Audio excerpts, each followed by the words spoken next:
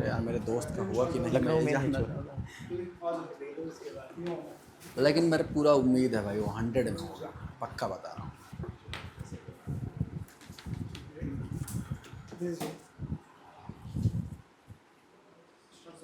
बुलाएं? हाँ, बुलाएं?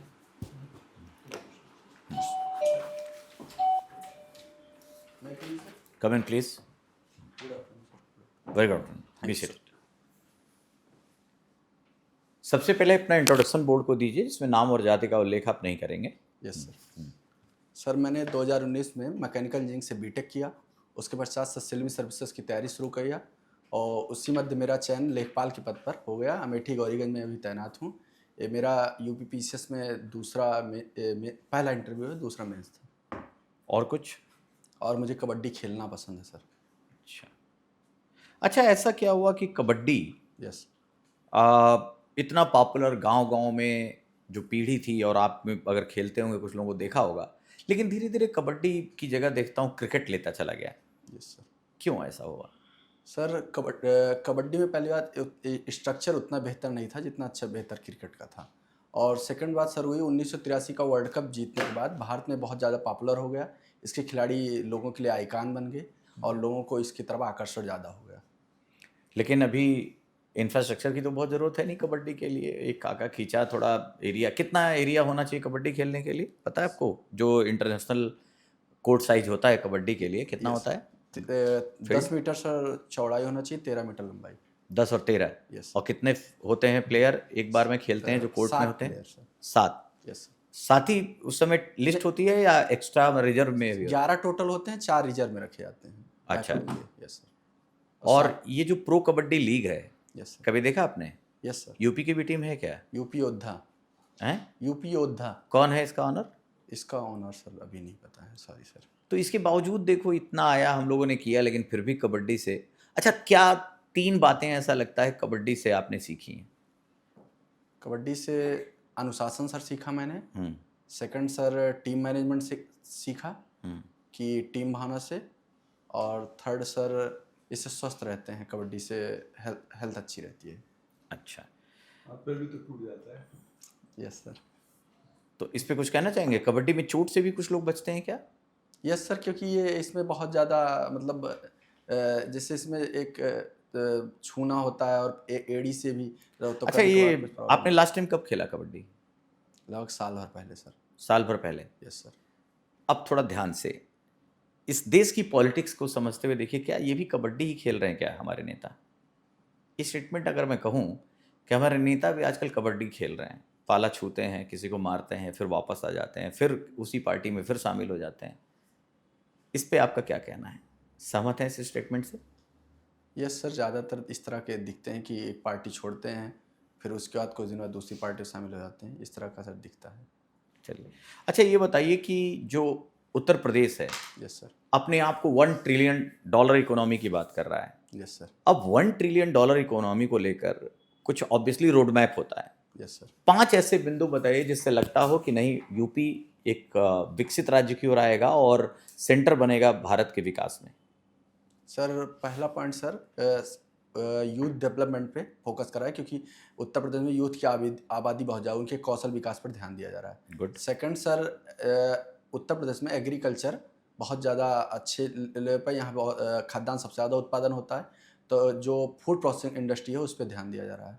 थर्ड सर पर्यटन पे बहुत ज़्यादा फोकस किया जा रहा है कि जो पूरे भारत की राजधानी बने धार्मिक पर्यटन के तौर पे, इस पे फोकस किया जा रहा है। इसकी तरह कॉरिडोर बनाए जा रहे हैं और अन्य चीज़ें विकसित की जा रही हैं। फोर्थ सर इंफ्रास्ट्रक्चर बहुत ध्यान दिया जा रहा है, जैसे अभी सबसे ज़्यादा एक्सप्रेसवे बनाए गए, जेवर एयरपोर्ट बन रहा है, ये सर फोर्थ है। फिफ्थ सॉरी सर, फिफ्थ याद नहीं आ रहा है। अच्छा, जैसे उल्लेख में भी अयोध्या की बात की ना, रिलीजियस टूरिज्म के फायदे हैं, थोड़े नुकसान भी हैं। ऐसा दिखता है आपको रिलीजियस टूरिज्म का नुकसान क्या है? सर नुकसान उस तरह तो मुझे भी सर नहीं दिख। जैसे मान लीजिए आप किसी खास एक रिलीजन पे फोकस करेंगे Yes, तो sir. दूसरा रिलीजन वाला वो भावनाएं उसकी आहत होंगी, और यूपी में ऐसा ही देखा जा रहा है। आपका क्या मानना है?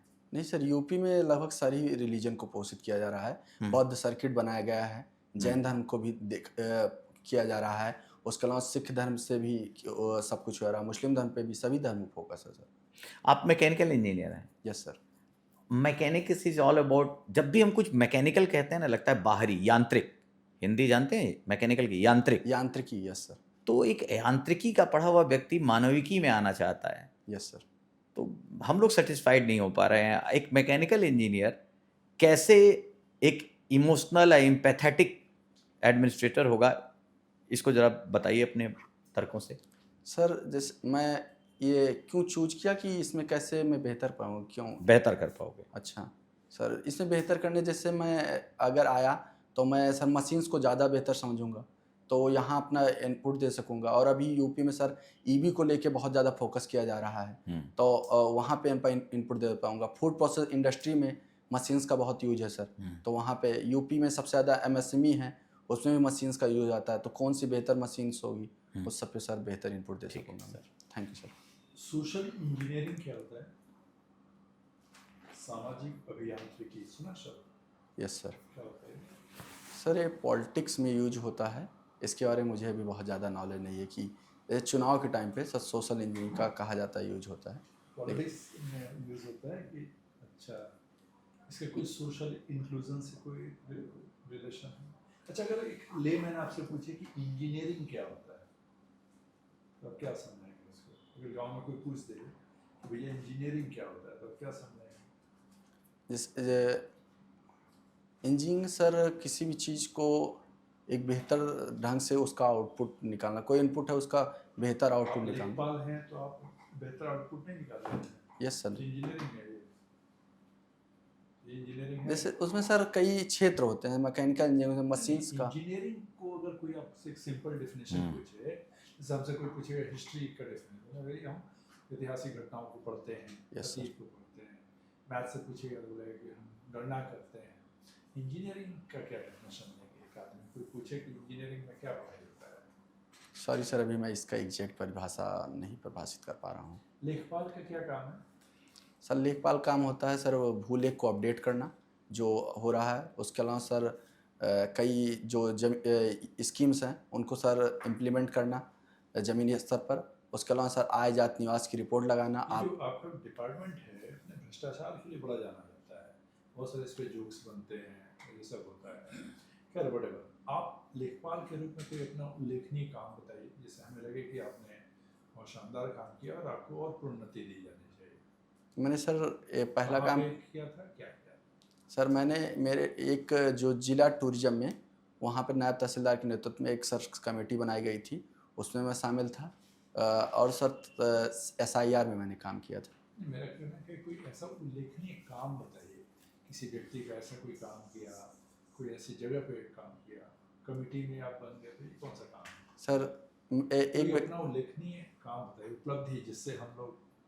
सर एक व्यक्ति था, उसकी मृत्यु हो गई थी। उसकी पत्नी जो किस थी, गांव का था? वो आदिलपुर सर मेरा क्षेत्र है, वो आदिलपुर का था। उसकी मृत्यु हो गई थी, तो उसमें सर 5 लाख रुपए वो मिलता है उसमें उत्तर प्रदेश सरकार की ओर से अगर दुर्घटना हो जाए। और उसको साल भर से पिछले नहीं मिला था, तो उसको मैंने स्वयं से इनिशिएटिव लेके, उसको मुझे पता चला, जो हमारे यहाँ के प्रधान जी बताए, तो मैंने उसको दिलवाया था उसकी पत्नी को। और एक लास्ट क्वेश्चन बता लीजिए कि उत्तर प्रदेश में बहुत सारे सर्किट्स हैं। Yes sir. रामायण सर्किट है, सिख सर्किट है, बुद्ध सर्किट है, कोई एक ऐसा सर्किट है? सिख सर्किट का पूरा कौन कौन से एरिया है, कहाँ कहाँ से जाता है, जरा बताइए इस बारे में। सर सिख सर्किट के बारे में भी उतना मुझे अच्छे से आइडिया नहीं बुद्ध सर। सर्किट के बारे में बताइए। बौद्ध सर्किट सर सर्वप्रथम सर सारनाथ है, उसके बाद सर कुशीनगर है, श्रावस्ती है, उसके बाद संकिसा है, ये सर हैं सर। इन चारों जगहों पे बुद्धिज्म का क्या क्या है? सारनाथ में सर प्रथम महात्मा बुद्ध ने उपदेश दिया था। यहाँ इस समय 3 स्तूप हैं, धर्मराज का, धमेक और चौखंडी। और उसके बाद कुशीनगर में सर महात्मा बुद्ध का महापरिनिर्वाण हुआ था। वहाँ इस समय बौद्धिस्ट मोनार्क इसका मोनेस्ट्री है। और उसके अलावा बुद्ध का वो। लास्ट क्वेश्चन है मेरा, बुद्धिज्म विश्व में अन्य जगहों पे बहुत फैला, भारत में नहीं फैल पाया, क्या कारण? सर बुद्धिज्म ना जैसे सर जब ये बुद्धिज्म आया तो जो वहाँ इन्होंने सॉरी सर राजा अशोक ने अपना लिया, उसके बाद सर फैला, लेकिन सर उसके बाद ब्राह्मण धर्म में अपने कई सुधार हुए और धीरे धीरे सुधार क्या करके सुधार हुआ? जैसे सर कैसा सुधार हुआ? जैसे सर इसमें ये था कि बलि प्रथा बहुत ज़्यादा फोकस थी, यज्ञ हवन पे बहुत ज़्यादा फोकस था, तो वो धीरे धीरे छीड़ हुआ जब बौद्ध धर्म आया तो उसकी उतनी ज़्यादा महत्व नहीं रह गया था बौद्ध धर्म आने के बाद से। जिसकी वजह से बुद्धिज्म नहीं फैला। नहीं सर, लोगों का फिर धर्म परिवर्तन तब आकर्षण उतना कम हो गया क्योंकि प्रॉब्लम्स बट जहाँ गया बुद्धिज्म जैसे वहाँ पर नॉनवेज का ही कल्चर है। कोई ऐसा देश है जहाँ पे बुद्धिज्म गया नॉनवेज खत्म हो गया? सॉरी सर, मैं अभी इस बारे में बता नहीं सकता। Thank sir. अभी मनरेगा के अंदर कुछ बदलाव हुआ है। Yes sir. एक तो उसका नाम बदला है। Yes sir. विकसित भारत जी राम जी योजना। पूरा नाम विकसित भारत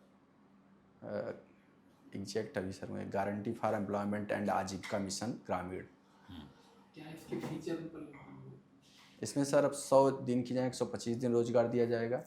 उसके अलावा सर जो ये जब कटाई बुआई का समय है उस समय ऑफ रहेगा, और इसके अलावा सर इसमें और अभी सर याद नहीं आ रहा है। यूपी से बहुत सारे लोग रोजगार के लिए अलग अलग जगह पे जाते हैं, भारत में भी या भारत के बाहर में। Yes sir.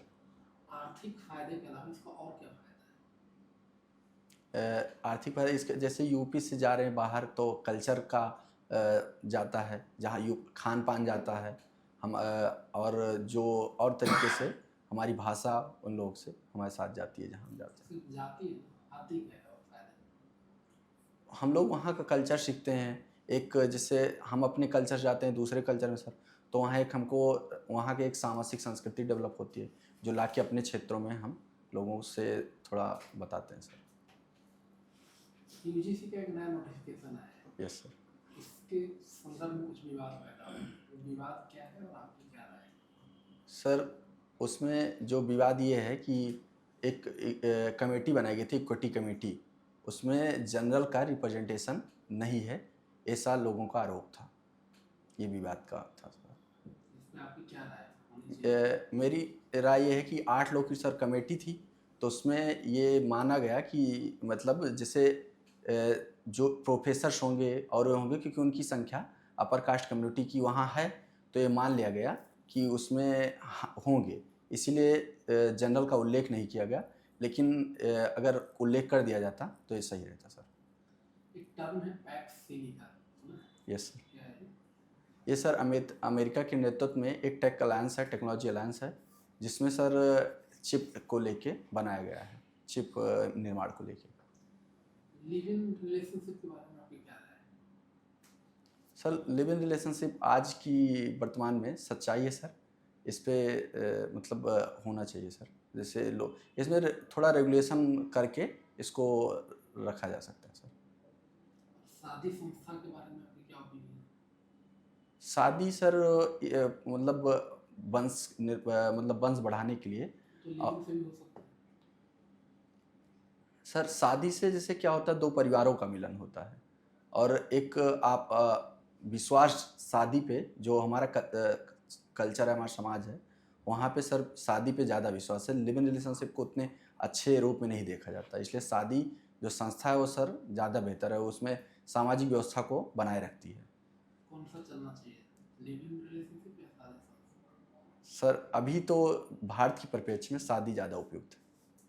नई शिक्षा नीति 2020, यस इसके पहले शिक्षा नीति कब आई? सर शिक्षा नीति मैं सर पढ़ा था लेकिन अभी भूल गया हूँ, सॉरी सर। इस नई शिक्षा नीति की 3 फीचर्स जो आपको लग रहा है? सर इसमें 10+2 की जगह 5+3 सॉरी सर मैं अभी इस बारे में भूल गया हूँ, वो बहुत दिन पढ़े, मैं इसको एक बार चेक कर लूँगा सर। सर याद भारत जैसे डाइवर्स कंट्री के लिए यस सर। यूसीसी किस हद तक उपयोगी हो सकता है? सर जैसे ये कोर्ट का एक जजमेंट है सरला मुद्गल केस में, कहा गया है कि यूसीसी को लागू किया जाए, और ये भारत के मतलब संविधान में लिखा है, तो इसको लागू करना चाहिए। और सर जहाँ तक ये है कि इसमें ये देखना चाहिए कि जो ट्राइब्स हैं और जो इनसे प्रभावित हैं उनसे मतलब थोड़ा उनका भी ख्याल रख के एक यूसीसी बनना चाहिए सर। बुलडोजर जस्टिस पे आपको क्या विचार है? सर बुलडोजर जैसे अगर किसी को नोटिस देके, जैसे कोई अतिक्रमण किया है, उनको सर 14 दिन का नोटिस देके, और एक केस है अजय माकन केस में, उसमें बोला गया 14 दिन का पूर्व नोटिस जरूरी है, तो 14 दिन का नोटिस देके उनको अतिक्रमण से हटाना सही है सर। यूपी से जुड़े 3 ऐसे लोग जिन्होंने राष्ट्रीय स्तर पर बड़ा पैसा किया। पंडित जवाहरलाल नेहरू, लाल बहादुर शास्त्री और सर हमारे फैजाद की सर वो बेगम अख्तरी सर, अभी याद नहीं आ रहा सर उनका नाम पूरा, बेगम अख्तरी हैं सर जहाँ तक। एक आखिरी सवाल, सभ्यता और संस्कृति में क्या अंतर है?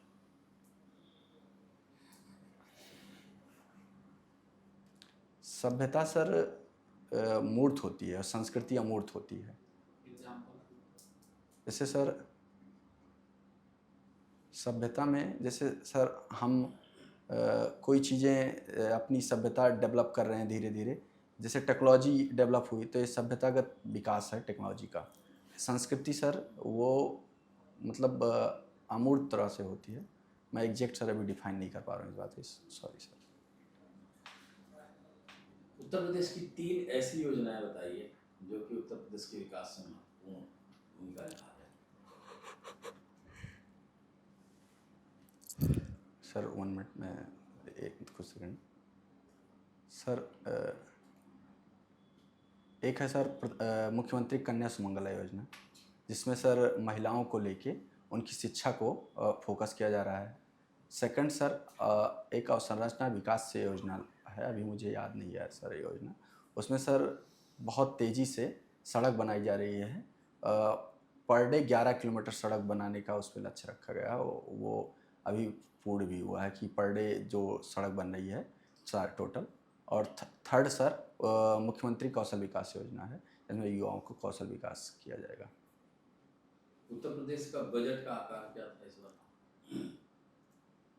बजट का आकार सर 9.12 लाख करोड़।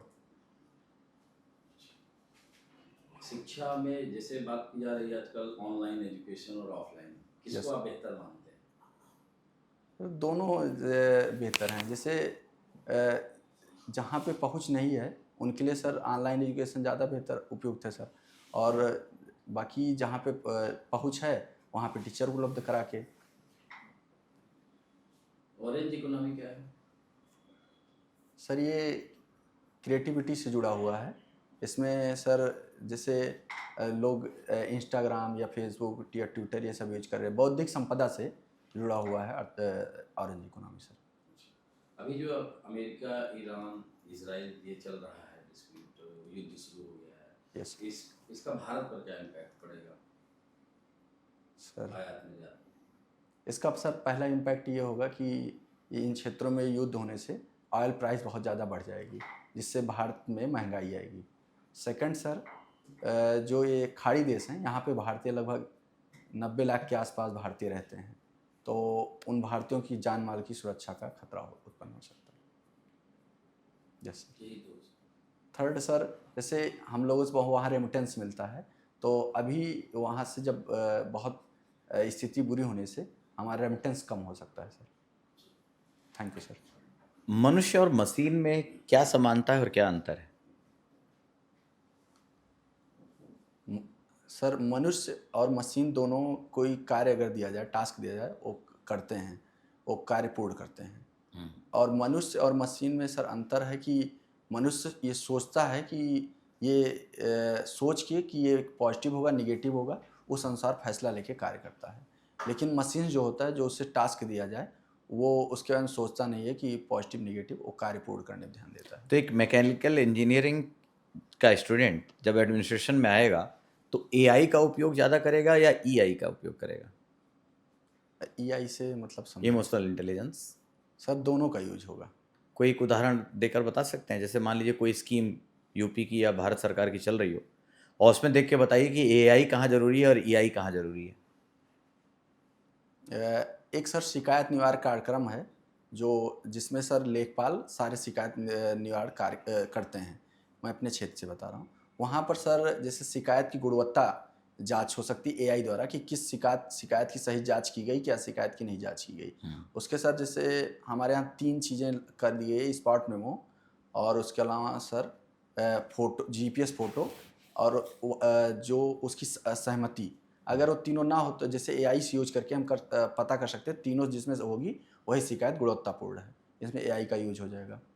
ईआई का यूज सर जैसे कोई स्कीम को इम्प्लीमेंट करने में, जमीनी स्तर में सर कोई स्कीम्स है उसको इम्प्लीमेंट करने में वहाँ ईआई का यूज होगा कि जैसे कोई प्रॉब्लम हो रही है तो वहाँ यूज करके लोगों को समझाने में ईआई का यूज हो सकता है। सर लास्ट क्वेश्चन जैसे सर ने पूछा था, कहा जाता है कि रेवेन्यू सिस्टम में लेखपाल सुधर जाए तो सब सुधर जाएगा, और आपके चीफ मिनिस्टर साहब ने भी इस बात को कहा, तो आपको क्या लगता है क्या सही में इतना ज़्यादा भ्रष्टाचार है इस स्तर पर?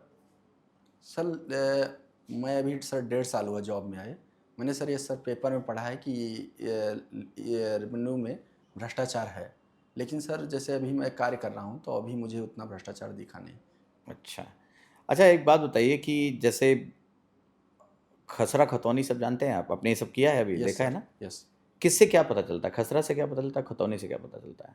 खतौनी से सर ये अधिकार अभिलेख है कि किसकी ज़मीन किसकी है, किसके नाम है और ये कितना रकबा है, कितना एरिया है सर। और जो खसरा होता है उसमें सर कई चीज़ें होती हैं। उसमें खसरा संख्या होती है, उसमें ये कौन सी प्रकार की मिट्टी है, सिंचाई का साधन क्या है। और पट्टा और कबूलियत, ये कभी सुना है आपने हिस्ट्री में? पट्टा देना, कबूलियत? कबूलियत नहीं सुनी सर। ये व्यवस्था कब से आई है, ये सब जो आप सुन रहे हैं, पट्टा, कबूलियत, जब्ती? ये सर इतिहास में किस शासक के समय से ये अपनाया गया है? ये सर जहाँ तक मुझे सर पता है, मैं कंफर्म नहीं हूँ, अगर कहें तो बताएं सर। ये अकबर काल से सर आया है। शेरशाह सूरी से? Sorry sir. और ये पट्टा कबूलियत क्या, पट्टा क्या होता है? कबूलियत नहीं सर पता, पट्टा पता है। बताइए। पट्टा में सर जैसे जो भूमिहीन लोग हों उनमें सरकारी द्वारा सर अगर जो भूमिहीन हों उनको ज़मीन देना कि वो कृषि कर सकें। अच्छा, अभी जो सबसे ज़्यादा करप्शन आ रहा है वो एग्रीकल्चर लैंड को नॉन एग्रीकल्चर लैंड में बदलने का है। Yes sir. डीएम लेवल से लेकर अभी एक केस आया कि एथिक्स में सबसे ज़्यादा जो नंबर पाया था एक अधिकारी, आईएएस था, डीएम था वो, और उसने जो है सबसे ज़्यादा अनएथिकल मीन से सबसे ज़्यादा पैसा कमा लिया। ये आपके यहाँ जो कन्वर्जन है वो किस धारा में है और इसमें कैसे करप्शन इन्वॉल्व होता है सर? ये धारा और आपका रोल इसमें क्या है? ये सर धारा 80 के तहत होता है, जैसे कृषि भूमि को अकृषि करना। इसमें सर्वप्रथम रिपोर्ट लेखपाल लगाता है और जमीन स्तर पर जाके देखता है कि वहाँ पे कुछ बना है कि नहीं। जैसे हम लोग सर देखेंगे जो बना होगा उसको उस पर लिख देंगे क्या बना हुआ है, और एक फ़ोटो खींचेंगे सर। फ़ोटो खींच के अपने साथ और उसकी फ़ोटो लेके लाके सर तहसीलदार कोर्ट में दे देंगे। तो मान लो जैसे अगर 100 रुपये मिलता है, एक पूरा डीएम तक का हायरार्की देखें कि एक एग्रीकल्चर लैंड है और मान लो उसका नॉन एग्रीकल्चर करने में अगर एक बिस्से में 100 रुपये मिलता है तो डीएम को साहब को पास कितना जाता है, लेखपाल साहब का कितना हिस्सा होता है, जो एक स्ट्रक्चर्ड करप्शन है उसमें? सर मैंने 2 किए हैं लेकिन मुझे कुछ मिला नहीं सर इसमें, और ना मैं इसमें मांगा sir. Okay, thank you can go now. Thank you sir. बैठो।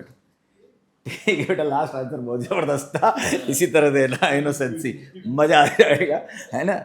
इसी तरह पहले से बहुत बेटर है बेटा, तुम दूसरी बार दे रहे हो शायद ना? नहीं सर, मैं बीपीएससी का देने आया था, तब बीपीएससी का हो गया सर। उस समय बीपीएससी देने आए थे? Yes sir. Oh good. वो कैसा रहा वहाँ? हो गया सर। नहीं, कैसा रहा? ठीक ही रहा सर। ठीक ही रहा। सेक्सुअल चले थे ज़्यादा?